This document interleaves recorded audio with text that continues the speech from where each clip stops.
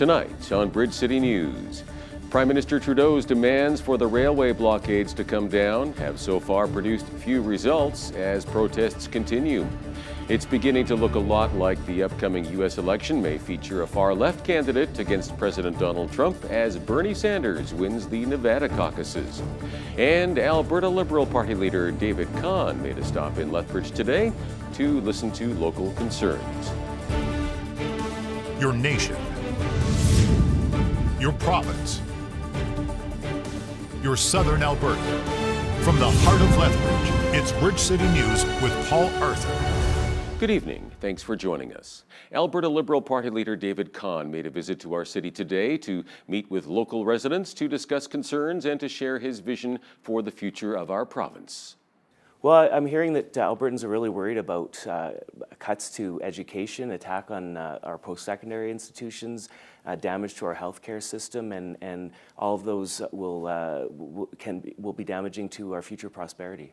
We've got a challenging economic situation here in the province. Everyone knows that. We've got to balance the needs of our public sector workers with fiscal responsibility. But we need to invest strategically in our public sector to reduce long-term costs. So we would invest in long-term care, preventative care, primary care to reduce costs in the healthcare system. We would invest in teachers and reduce class sizes and invest in our future. And that's what we need to be focused on. The Lethbridge Police Crime Suppression Team arrested 8 people at 2 homes located in the 1800 block of 1st Avenue North on Friday afternoon. Police have been receiving numerous complaints from neighbors with regard to regular drug traffic coming and going, and the SCAN unit is working on potentially shutting down the 2 properties in question. A number of drugs and weapons were seized, and the 8 offenders are facing multiple charges. The names of the accused have not yet been released. Many of you know that parts of the Hollywood movie Ghostbusters Afterlife were filmed in the southern Alberta town of Fort Macleod last summer. Sony Pictures has confirmed that arrangements are being made for a special advanced screening of the film to take place in Fort Macleod's historic Empress Theatre in early July. The event will also double as a fundraiser, going towards new chairs and flooring for the Empress. Ontario Premier Doug Ford has officially kicked off his re-election campaign, even though that vote is more than 2 years away. He made the remarks yesterday at the annual Progressive Conservative Policy Convention in Niagara Falls. Ford told party faithful he believes the Tories will be competitive everywhere, even in NDP-held ridings with strong union bases across the province. That we would make Ontario a place where anyone could build a better life for themselves, a place to grow. We're making this province the greatest economic engine our country has ever seen. A province where you can walk into any corner store and buy a 6-pack of beer or a bottle of wine like you can do anywhere else in the world except here in Ontario. And most importantly, a government that respects your tax dollars, lowers taxes for hard-working families and individuals, and leaves more money in your pocket. That's the province we're building together. That's the plan we're delivering for the hard-working people of Ontario.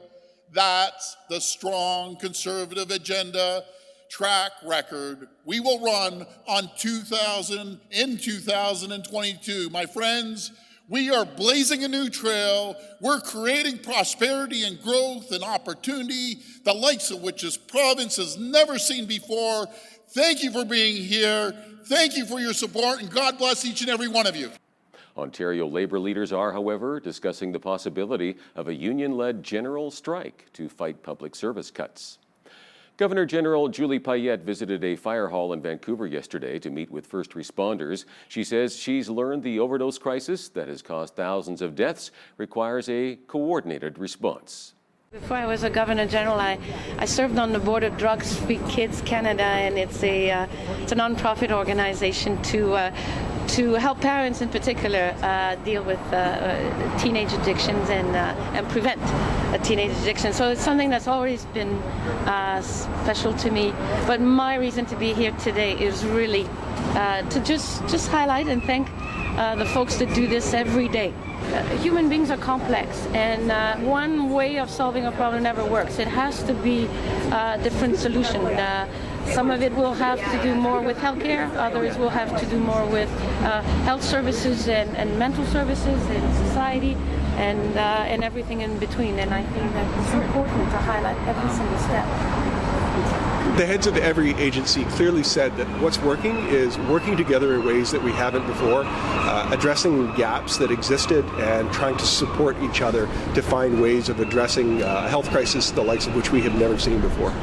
A report by the French-based charity L'Arche International has concluded its late Canadian founder had manipulative sexual relationships with at least 6 women. Some of them say Jean Vanier, who died last year at the age of 90, used his power to take advantage of them through different kinds of sexual behaviors. The Catholic Archbishop of Toronto, Thomas Collins, says the news is tragic and heart-wrenching. Prime Minister Justin Trudeau's stern tone against the rail blockades didn't stop people from protesting yesterday. Crowds of protesters rallied at the Ontario legislature demanding the RCMP leave Wet'suwet'en land and that Ottawa respect Indigenous sovereignty. Another rail line protest sprung up in Saskatoon, but trains were allowed to pass through the protest area. Trudeau said Friday the blockades must come down and that injunctions to clear the rail lines must be enforced. However, the blockade of a critical rail line in eastern Ontario has entered its 3rd week with still no end in sight. Vermont Senator Bernie Sanders has established himself as the clear front-runner in the race for the Democratic presidential nomination. He scored a resounding victory in the Nevada caucuses yesterday. Sanders says he's expecting to win Super Tuesday on March 3rd after the South Carolina primary. So let me thank the people of Nevada for their support. In Nevada, we have just put together a multi-generational, multi-racial coalition, which is going to not only win in Nevada, it's going to sweep this country.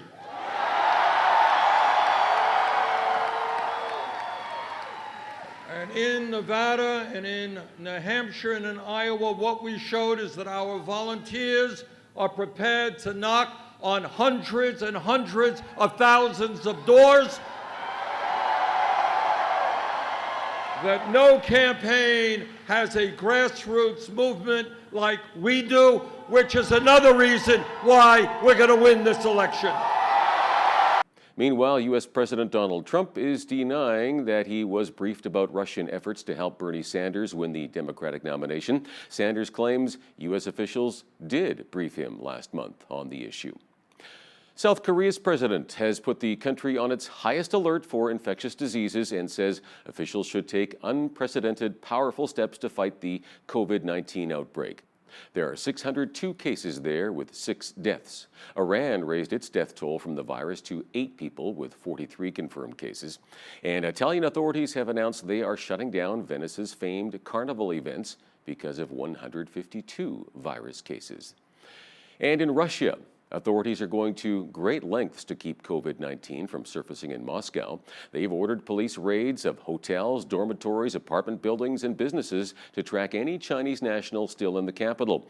They have also authorized the use of facial recognition technology to find people suspected of evading a 14-day quarantine upon arrival from China. Meanwhile, city bus drivers have complained to their union about instructions to call dispatchers if they spot Chinese passengers. The extradition hearing for the founder of WikiLeaks is set to begin tomorrow. Hundreds of supporters of Julian Assange marched through London yesterday to pressure Britain to refuse to extradite him.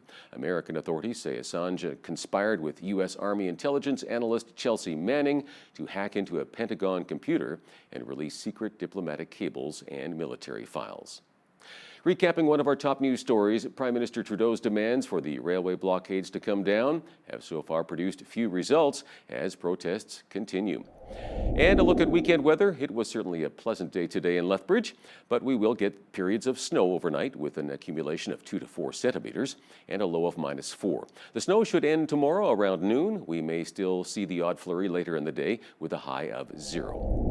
There are many who want our healthcare system to stay the way it is, but there are those who believe that we should also allow some private healthcare to help alleviate wait times. Hal Roberts spoke with Derek Frum with the Constitution Foundation on this issue.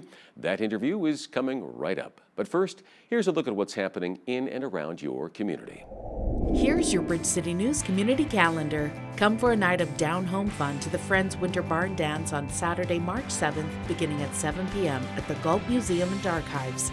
Proceeds will go towards educational programs at the Galt. Tickets are $30 for adults, $20 for youth ages 11 to 17, and children 10 and under are free. Purchase yours by visiting galtmuseum.com. Southern Alberta Men's Ministry is hosting Shine Be the Light Men's Conference on March 20th and 21st at University Drive Alliance Church. Emceeing the conference is our very own BCN's Hal Roberts, with special guest speaker Pastor Leonard Anderson in Halifax, Nova Scotia. Tickets are $20 and $10 for college students. Purchase yours by visiting eventbrite.ca.